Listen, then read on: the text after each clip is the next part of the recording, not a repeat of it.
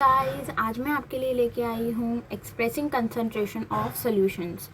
सबसे पहले इसे रीड करने से पहले मैं आपके लिए एक ट्रिक लेके आई हूँ जो टॉपिक इंट्रोडक्शन का था हमारा।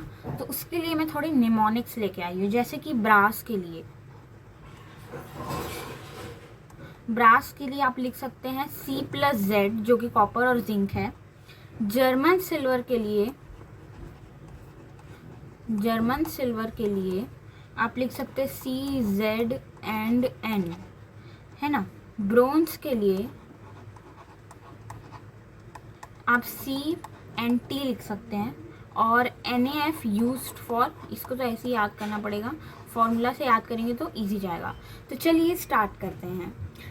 एक्सप्रेसिंग कंसंट्रेशन ऑफ सॉल्यूशन, इसमें अपने को वर्ड पहले समझना है कि वर्ड में जाएंगे तो टॉपिक के वर्ड में जाने से टॉपिक समझ में आता है।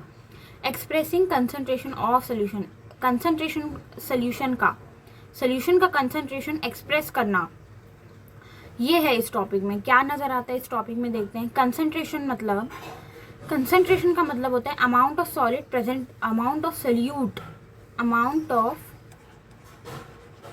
Solute present in a solution, given amount of solution. तो रीड करना चालू करते हैं। Composition of a solution can be described by expressing its concentration. एक सॉल्यूशन का कंपोजिशन कैसे डिस्क्राइब हो सकता है, उसके कंसंट्रेशन को दर्शा के।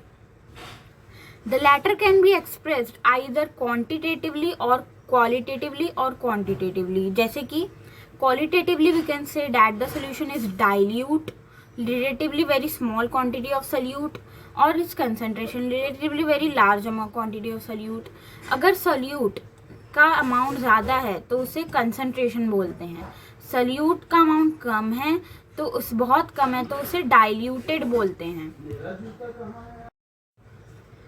तो रिलेटिवली ये तो समझ गए, but in real life this kind of description can add to lot of confusion. ये तरीके की डिस्क्रिप्शन हमें बहुत कन्फ्यूजन दे सकते हैं। इसीलिए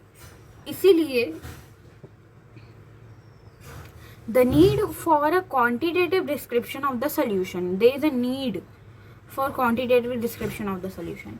So there are several ways by which we can describe the concentration of a solution quantitatively.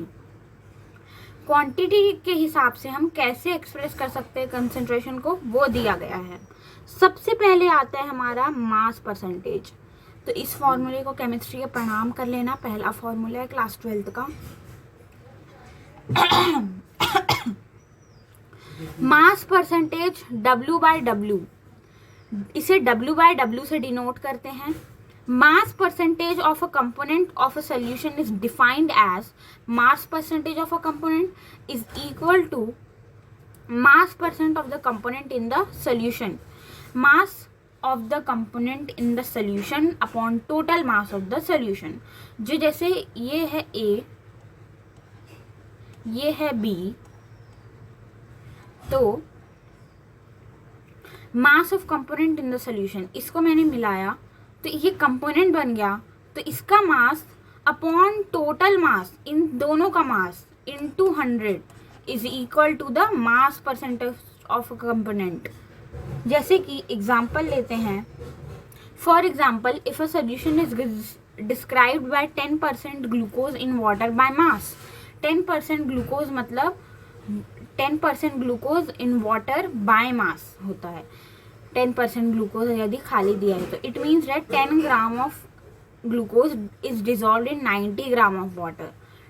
100 minus 10 करेंगे तो 90 आएगा, तो मतलब 10 gram of glucose in 90 gram of water, है ना, resulting in 100 gram solution. Concentration described by mass percentage is commonly used in industrial chemical applications. ये जो concentration mass percentage का दिया है ये कॉमनली कहाँ यूज होता है, इंडस्ट्रियल केमिकल एप्लीकेशंस में, ठीक है। यहाँ बहुत इंपॉर्टेंट एग्जांपल दिया हुआ है, जैसे कि commercial bleaching solution contains 3.62 mass percentage of sodium hypochlorite in water. अब देखते हैं second, volume percentage. Volume percentage का सिंबल होता है V/V. ठीक है. Volume percentage is defined as volume percentage of a component, volume of the component upon total volume of solution into 100, है ना. वॉल्यूम ऑफ कंपोनेंट जैसे ए बताया था मैंने, ए इन बी को मिलाया, ए का परसेंट टोटल वॉल्यूम और दोनों का total volume divided by total का वॉल्यूम, है ना, वो होता है वॉल्यूम बाय परसेंटेज. ठीक है.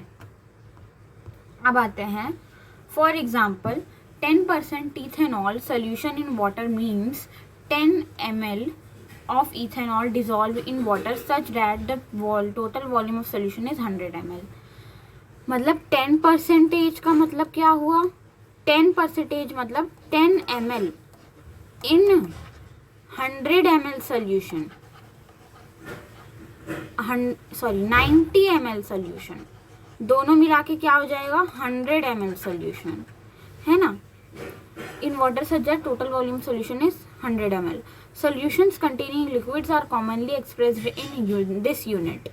Solutions अगर लिक्विड में हैं तो ये कैसे एक्सप्रेस होते हैं, इसी यूनिट में, वॉल्यूम बाय वॉल्यूम. एग्जाम्पल देख लेते हैं. 35% V/V solution of ethylene glycol and antifreeze is used in cars for cooling the engine. Engine को कूल करने के लिए ये यूज होता है. At this concentration the antifreeze lowers the freezing point of water to 255.4 kelvin -75.6 degree Celsius. आगे देख लेते हैं. मास बाय वॉल्यूम परसेंटेज, जिसे हम स्ट्रेंथ के नाम से भी जानते हैं. स्ट्रेंथ को किससे डिनोट करते हैं, W/V से. Another unit which is commonly used in medicine, जो मेडिसिन में यूज होती है और फार्मेसी में यूज होती है, is mass by volume percentage. It is the mass of solute dissolve in 100 ml of the solution. एक मास सल्यूट का इन 100 ml ऑफ सोल्यूशन, इसे ही हम volume, mass by volume percentage बोलते हैं. तो गाइस आज के लिए इतना ही. आगे हम पढ़ने वाले हैं पार्ट्स पर मिलियन और आगे के topics. Thank you for watching.